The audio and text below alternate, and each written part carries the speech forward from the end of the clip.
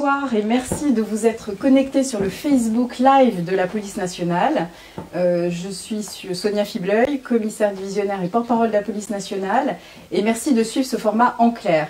Alors je me trouve actuellement à la sous-direction de lutte contre la cybercriminalité et particulièrement ici, comme vous le voyez derrière moi, sur la plateforme Thésée, qui est la plateforme qui gère les arnaques et les escroqueries en ligne, et on va vous expliquer tout cela.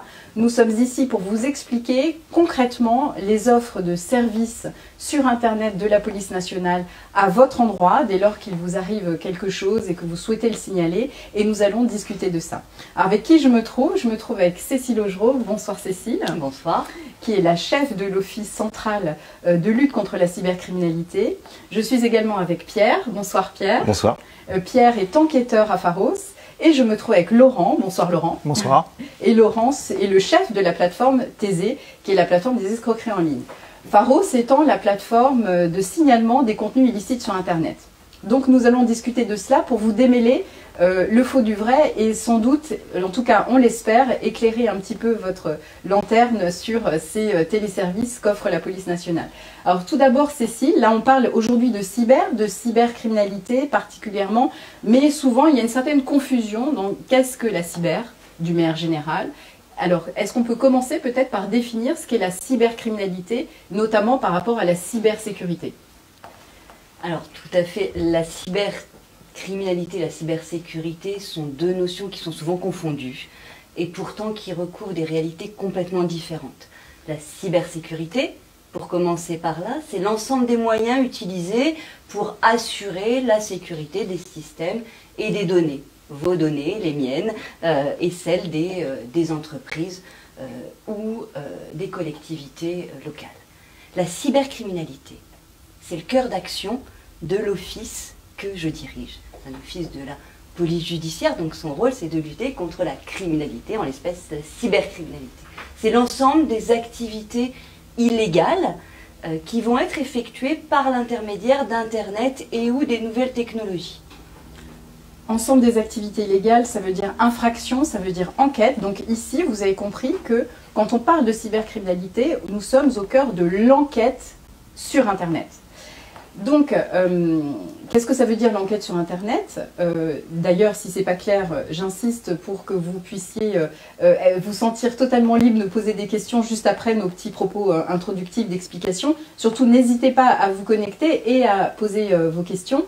Alors, qu'est-ce que l'enquête sur Internet? Justement, on parle beaucoup d'attaques, de différentes attaques, de rançongiciel ou ransomware, comme on dit en anglais. Est-ce que tu peux nous éclairer un petit peu là-dessus, sur ces définitions? Qu'est-ce qu'un rançongiciel et quelles sont les différentes attaques auxquelles un particulier ou une collectivité peut faire face? Alors, les attaques que l'on peut qualifier de cyberattaques sont relativement nombreuses, mais la principale menace actuellement, c'est celle causée par ce que tu évoquais, les rançongiciels. Les rançongiciels, c'est quoi? C'est l'introduction d'un logiciel malveillant dans un ordinateur, qui peut être celui d'un particulier, encore une fois, d'une entreprise ou d'une collectivité. Et une fois ce logiciel malveillant introduit, il va chiffrer les données qui sont contenues dans cet ordinateur, c'est-à-dire qu'il va les rendre inaccessibles. Pour récupérer l'accès à ces données, il va falloir payer une rançon telle que demandée par l'attaquant. C'est une prise d'otage des données. C'est exactement ça.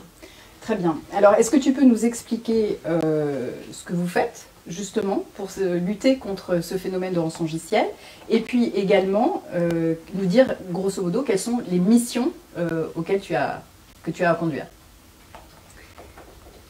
Alors, je vais commencer par la première mission pour expliquer la manière dont on travaille. La sous-direction à laquelle j'appartiens a 4 missions principales. La première, c'est faire des enquêtes sur Internet ou sur des faits commis par le biais des nouvelles technologies. Ces enquêtes vont concerner notamment les rançongiciels. Pour travailler au mieux, et parce que je dirige un office central, nous avons mis en place, grâce aux magistrats de la section spécialisée dans la lutte contre la cybercriminalité, une centralisation du traitement de ces rançongiciels. Ça veut dire que tous les rançongiciels qui vont être commis sur le territoire national qu'ils touchent un particulier ou un professionnel, vont être traités par l'Office. Ça va permettre, par ce traitement que l'on fait seul ou que l'on fait en collaboration avec la préfecture de police ou avec la gendarmerie nationale, ça va permettre de renforcer la connaissance que l'on a de toutes les données. Et puis de faire des recoupements qui vont nous permettre de résoudre des enquêtes. Ça, c'est la première de nos missions. Donc vous êtes victime d'une attaque, c'est ici que ça se passe, et c'est vous qui gérez cette centralisation des attaques, on a bien compris. Quelles autres missions tu as à prendre en compte? La deuxième grande mission de la sous-direction, c'est appuyer. Pourquoi appuyer? Parce que la cybercriminalité est devenue un élément qui touche tous les champs infractionnels. Il nous concerne, nous, à la sous-direction cyber, et il concerne les autres services d'enquête. Et pour ce faire, beaucoup de services ont besoin d'un appui que nous allons leur donner au travers du travail mené par la sous-direction. C'est un appui qui va se manifester aussi par la formation spécifique d'enquêteurs sur des formations longues, exigeantes, à la lutte contre la cybercriminalité. Donc c'est des formations qui sont au long cours et j'imagine qu'ils doivent être toujours en constante évolution au gré des évolutions technologiques, évidemment. Alors c'est ce qui en fait la difficulté et c'est ce qui en fait l'intérêt, c'est que ces formations, on a toujours un travail de remise à niveau à faire, sans cesse, au gré des évolutions qui vont concerner les évolutions liées à la crypto-monnaie, des évolutions liées aux nouveaux modes opératoires, parce que les pirates, ce qu'on appelle les pirates, les attaquants informatiques, sont comme tout délinquant, plein d'imagination, et se renouvellent très régulièrement. Donc, en fait, les infractions qu'on connaît dans la vie courante, on les retrouve également sur Internet. Alors, je vais parler un petit peu plus fort parce qu'on me demande de parler plus fort. Donc, j'espère que vous m'entendez fort et clair. Si ce n'est pas le cas, n'hésitez pas à envoyer vos commentaires. Encore une fois, je vous rappelle, n'hésitez pas à envoyer vos questions. Alors, Cécile, est-ce que tu peux nous expliquer, on va parler un petit peu des plateformes, des services. Est-ce que tu peux nous expliquer un peu le contexte de création de ces plateformes, comment elles se sont faites, et puis ensuite, nous allons enchaîner sur comment les utiliser. Alors, les plateformes, nous, c'est ce qu'on appelle cette mission de détection. C'est une autre des missions de la sous-direction. Et cette détection, elle se fait effectivement au travers de la plateforme Pharos, la plateforme d'harmonisation, d'analyse, de rapprochement et d'orientation des signalements, et de la plateforme Thésée, de traitement harmonisé des enquêtes et des signalements sur les e-escroqueries. La plateforme Pharos, c'est une plateforme qui a été créée en 2009. Et créée en 2009, j'insiste, parce que là on s'exprime devant vous sur Facebook. Facebook, c'est une création récente, c'est 2005. Et dès 2005, on a vu une utilisation croissante d'Internet. Les réseaux sociaux avec Facebook ont émergé et un certain nombre d'infractions commises sur Internet aussi. D'où la création de Pharos, dont Pierre vous détaillera plus précisément le fonctionnement.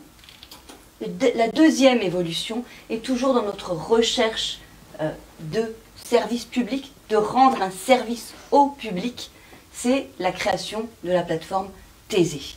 La plateforme Thésée, c'est le premier service de plainte en ligne en matière d'escroquerie. Il n'existe pas d'autres services de plainte en ligne à ce jour. Et c'est un service qui est en fonction depuis très récemment, puisque ça fait à peu près 6 mois que la plateforme Thésée a été ouverte. Elle a été ouverte pour plusieurs raisons. C'est pour donner une possibilité supplémentaire de déposer plainte. On n'a plus forcément à se rendre en commissariat ou dans une brigade de gendarmerie. On peut maintenant le faire depuis son salon, ce qui est quand même beaucoup plus confortable. Pour les escroqueries et les arnaques. Pour les internautes, et effectivement en matière d'escroquerie et d'arnaque. La deuxième raison, c'est qu'il fallait qu'on améliore le traitement de ces infractions qui touchent potentiellement chacun d'entre nous.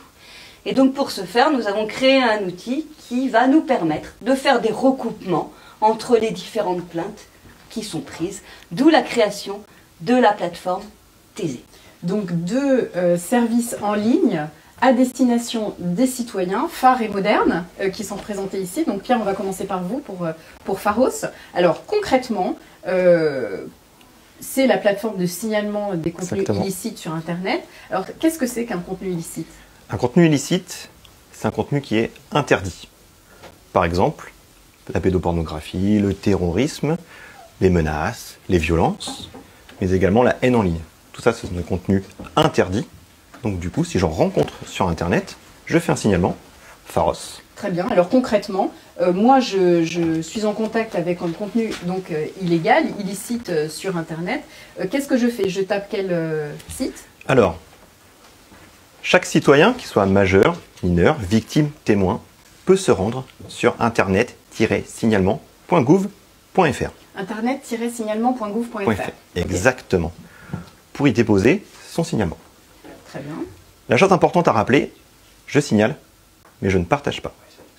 Parce que partager un contenu illicite, c'est donner de l'importance finalement à ce contenu illicite et c'est sur certaines infractions se rendre complice.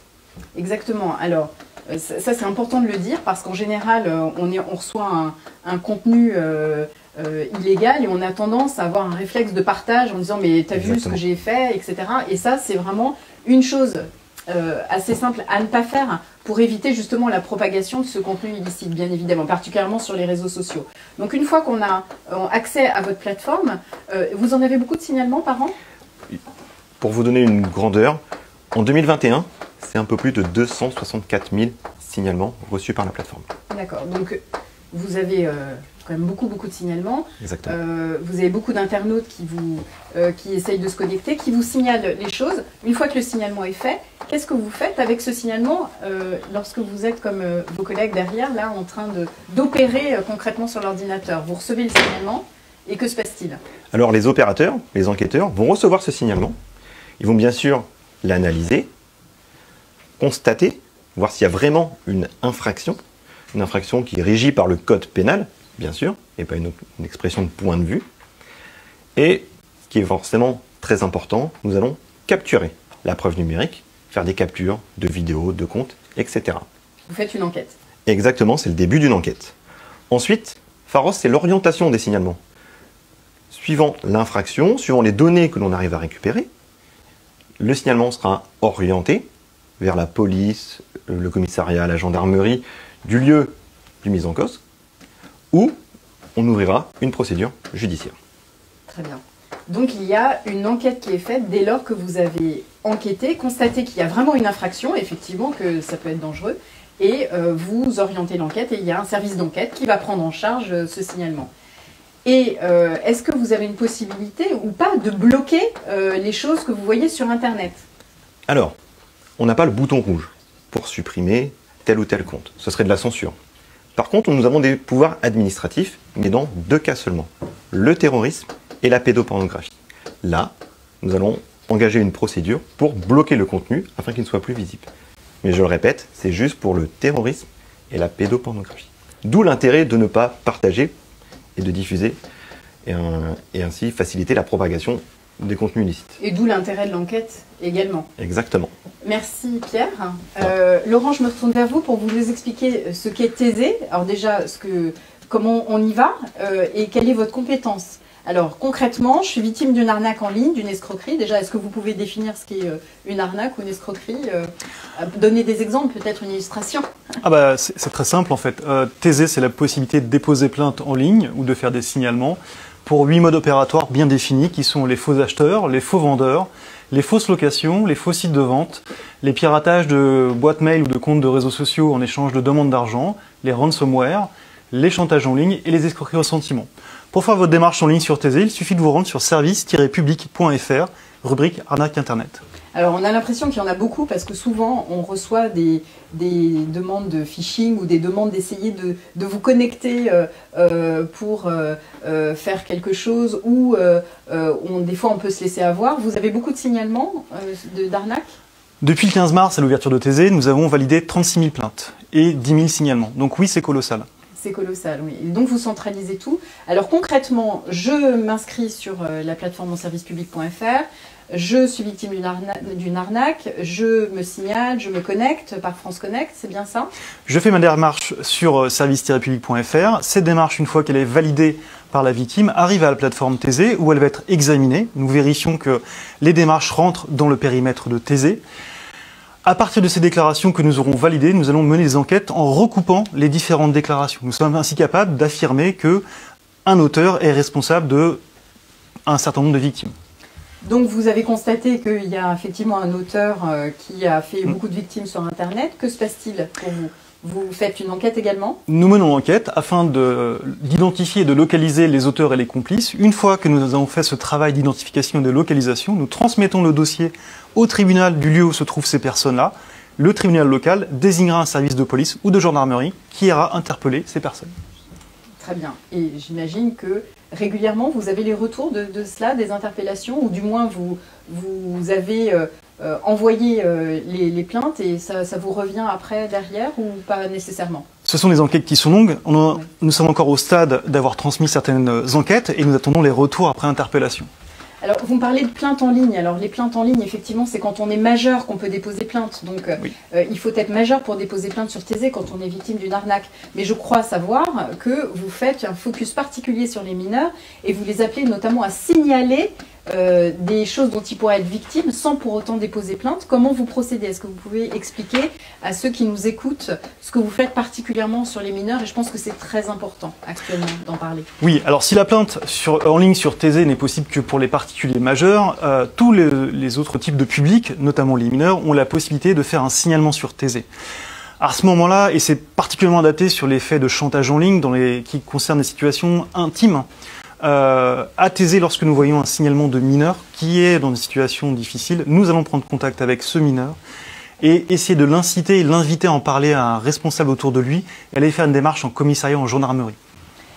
Quelles peuvent être les situations difficiles auxquelles les mineurs peuvent être confrontés? Avec votre expérience maintenant, depuis le mois de mars que vous avez ouvert la plateforme, est-ce que vous avez des exemples qui vous viennent? L'exemple le plus fréquent, malheureusement, c'est le chantage en ligne. Donc, un mineur qui s'est dévoilé dans une situation intime sur Internet, en visio ou en envoyant des photos de lui intime, en pensant être en conversation avec quelqu'un qui était dans le même état d'esprit que lui et qui, en fait, est un escroc qui va récupérer ses éléments intimes et le menacer de les diffuser si la victime ne paye pas une certaine somme d'argent. Merci beaucoup. Alors on a des questions qui nous arrivent très nombreuses là sur Internet. Donc on va commencer la liste des questions. Comment me protéger et protéger mes proches sur Internet? C'est une question qui nous vient de Châteauroux. Comment me protéger et protéger mes proches sur Internet? Je pense que c'est important de commencer par cette question-là parce que c'est un message de prévention avant tout, plus que d'enquête particulièrement. Mais c'est aussi le rôle de la SDLC, enfin de la sous-direction de lutte contre la cybercriminalité, pardon, de donner ces messages de prévention. Est-ce que tu peux nous en parler un petit peu, Cécile? Oui, bien sûr. Alors, tout à l'heure, on évoquait la cybersécurité et la cybercriminalité. Évidemment, ces deux notions sont intimement liées. La cybersécurité contribuant à faire diminuer la cybercriminalité. Et plus vous vous protégerez, moins vous aurez de chances d'être victime. Comment on se protège? On se protège en utilisant des antivirus et en les mettant à jour. On se protège en utilisant des mots de passe complexes et en les renouvelant régulièrement. Et on se protège en étant vigilant sur ces navigations sur Internet. On ne clique pas spontanément sur n'importe quel lien dans sa boîte mail ou sur n'importe quel site quand on va chercher des choses sur Internet. Ça, ce sont des messages basiques de protection, mais qui sont fondamentaux.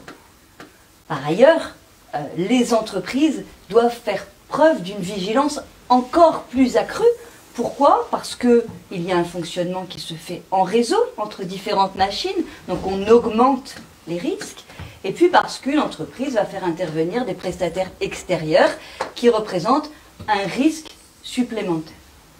Pour ce faire, nous disposons à la sous-direction de lutte contre la cybercriminalité d'un réseau d'experts cybermenaces qui vont permettre d'assurer des des informations, des séances de formation, d'information auprès de ces potentielles victimes, de façon à leur donner toutes les bonnes pratiques à adopter, et notamment pour se prémunir contre la menace majeure qui est celle des rançongiciels. D'accord, donc pour les entreprises, en fait, vous avez un réseau de personnes qui développent ces messages de prévention et, comme tu l'as dit, se protéger, ne pas faire n'importe quoi sur Internet, avoir plusieurs codes, ce genre de techniques, de tips, comme on dit maintenant, pratiques pour se protéger et se prémunir. On évoquait aussi les mineurs, juste en matière de protection, bien évidemment, pour protéger les mineurs de leur utilisation d'Internet et des réseaux sociaux, on met des codes parentaux, c'est absolument fondamental. On apprend à un enfant à regarder avant de traverser la route, bien qu'on lui apprenne à être vigilant avant de naviguer sur Internet. Bien sûr. Alors une deuxième question, est-ce que c'est un policier spécialisé cyber qui traite les demandes sur les plateformes? Donc c'est intéressant, peut-être Pierre, vous pouvez répondre. On y a un petit peu répondu, mais c'est intéressant de le rappeler. Oui, c'est un policier expert en cyber qui va prendre en compte le signalement. Il va lui analyser et se référer à ses connaissances, à la connaissance des réseaux sociaux, à la connaissance d'Internet, à la connaissance des infractions commises sur Internet, pour pouvoir analyser le signalement. Donc oui, le signalement est pris par un policier expert en cybercriminalité. Et d'ailleurs, comment devient-on policier cyber? Parce que ça, c'est une question aussi qui est récurrente, je la pose. Alors déjà, la condition sine qua non, évidemment, c'est d'être policier, mais comment devient-on policier cyber? Alors, comme vous l'avez dit, il faut être policier, et ensuite avoir une appétence, on va dire, pour ce côté cyber, cette nouvelle technologie qui est sans cesse en progression, et ensuite s'orienter vers les sous-directions de cybercriminalité. Voilà. Et donc se former une fois qu'on a postulé, qu'on est pris, exactement. Par exemple, ou alors même se former à titre personnel au préalable, ce qui augmente les chances d'être dans ce type de service, bien sûr. Tout en rappelant aussi que les compétences techniques sont très recherchées par la police et particulièrement sur votre domaine. Alors, on peut rappeler encore la plateforme Pharos, comment on y accède? Alors, une adresse simple, internet-signalement.gouv.fr. Merci. Alors, plusieurs demandes sur les rançongiciels. J'ai honte de m'être fait arnaquer. Est-ce que je vais être contacté par la police après un signalement? Alors ça vous est particulièrement destiné, Laurent. Oui, alors, avec un volume de déclarations tel que nous le recevons, nous ne pouvons pas, par principe, appeler toutes les personnes qui font une déclaration. Par contre, dès que nous voyons à travers les déclarations qu'il est nécessaire d'appeler les personnes parce qu'elles sont en détresse, parce qu'elles expriment une question, nous prenons systématiquement le temps d'appeler ces personnes afin de les renseigner, de les rassurer et de les orienter. Ah oui, très bien. Alors, nous avons également avec une vigilance particulière sur les mineurs, comme vous l'avez dit juste là. Nous avons une question sur un Facebook. On a un compte Facebook qui s'est fait pirater, on réclame 500 €. Donc on est dans le cadre d'un rançongiciel. Que fait la personne concrètement? Qu'est-ce qu'elle doit faire?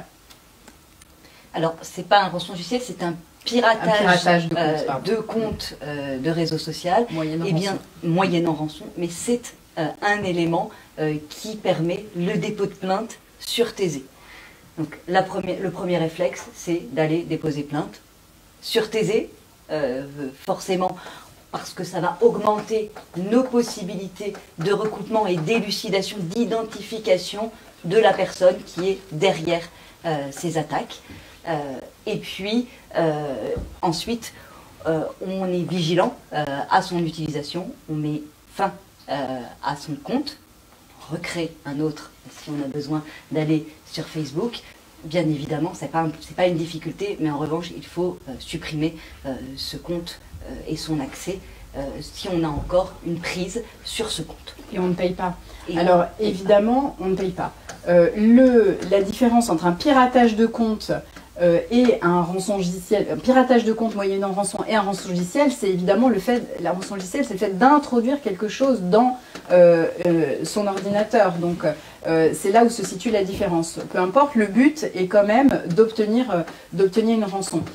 Donc on va sur Taisé, on le rappelle, servicepublic.fr. Service-public.fr, rubrique arnaque sur Internet. Et certains de nos internautes nous disent, est-ce que c'est pas plus rapide d'aller directement au commissariat? Alors là, on a une réponse peut-être toute trouvée. Pierre, vous voulez répondre? Alors, il faut savoir qu'un signalement Pharos, ce n'est pas une plainte. C'est une dénonciation d'un contenu, on le disait tout à l'heure, illégal ou illicite, mais ce n'est pas une plainte. Il faut se rendre donc, si on est menacé par des messages privés, etc., il faut se rendre dans le commissariat ou la gendarmerie de votre domicile. Pour les contenus illicites. Par contre, pour déposer plainte sur Thésée en cas d'arnaque, Thésée ne représente que des avantages par rapport au déplacement au commissariat ou gendarmerie. Vous n'avez pas de temps d'attente, vous faites votre démarche quand vous le voulez, où vous le voulez, à partir du moment où vous avez une connexion sur Internet. Et surtout, en dehors de la facilité de déposer de plainte, nous faisons un travail d'enquête et de regroupement des mêmes faits. Ce qui veut dire qu'au lieu d'avoir des victimes qui sont éparpillées sur l'ensemble du territoire, nous enquêtons sur un même groupe d'auteurs pour un ensemble de victimes. C'est donc beaucoup plus efficace. Efficacité d'avoir justement ces recoupements tout centralisés ici sur la plateforme Thésée. Alors justement, pouvez-vous définir arnaque et escroquerie? Arnaque, c'est le terme populaire. Escroquerie, c'est le terme légal, tout simplement. Ça recoupe une même réalité. Une même réalité que on peut signaler et déposer plainte sur service-public.fr. Alors, on a une question qui est extrêmement intéressante. J'ai effectué un signalement. Le contenu est toujours visible. Pourquoi? Alors, ça vous concerne particulièrement, Pierre, parce que, comme on l'a dit, vous ne prenez pas les plaintes, vous prenez par contre tous les signalements illicites. Donc, comment ça se fait que vous ne pouvez pas tout de suite retirer le contenu illicite? Alors, on peut retirer le contenu illicite lorsqu'il est terroriste, à caractère terroriste, ou pédopornographique.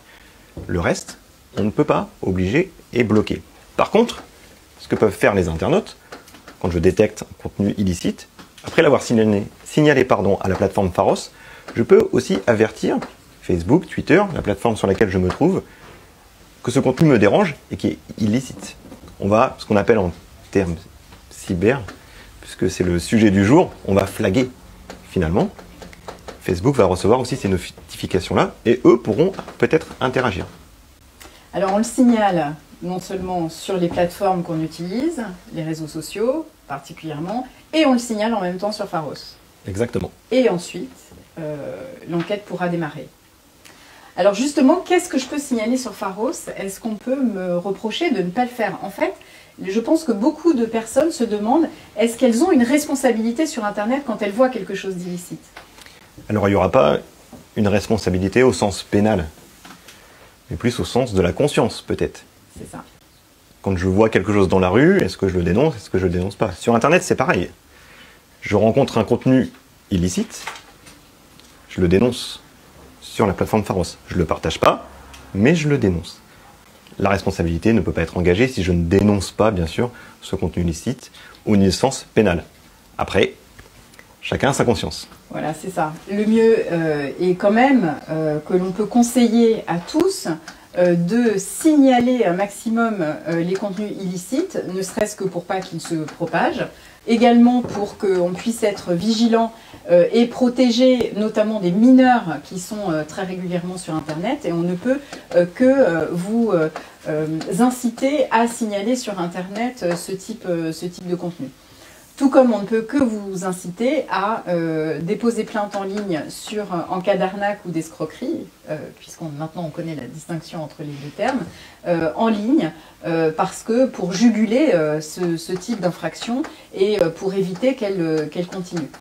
Alors, on a une dernière question, je vous l'ai déjà posée, mais elle revient et je pense qu'il y a un vrai intérêt, un vrai attrait de la mission, et Cécile, peut-être tu vas pouvoir y répondre avec tes mots aussi. Comment devient-on spécialisé cyber, policier spécialisé cyber?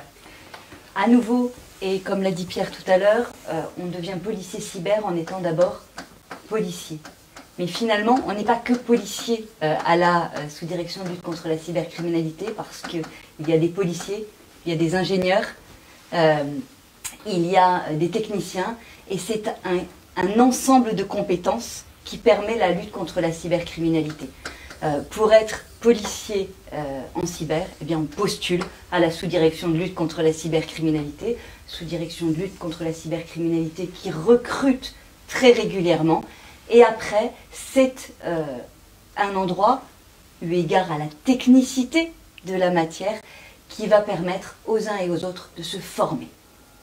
Bien, merci beaucoup. Donc on comprend qu'il faut être policier pour être évidemment policier cyber, mais que vous avez également des besoins de contractuels. Dans la fonction publique, ça existe et c'est de plus en plus utilisé, de contrats, de gens qui ne sont pas policiers, mais qui ont une compétence particulière d'ingénieur ou de technicien qui peuvent vous être utiles dans l'accomplissement de vos missions et vous prêter main forte et donc postuler chez vous.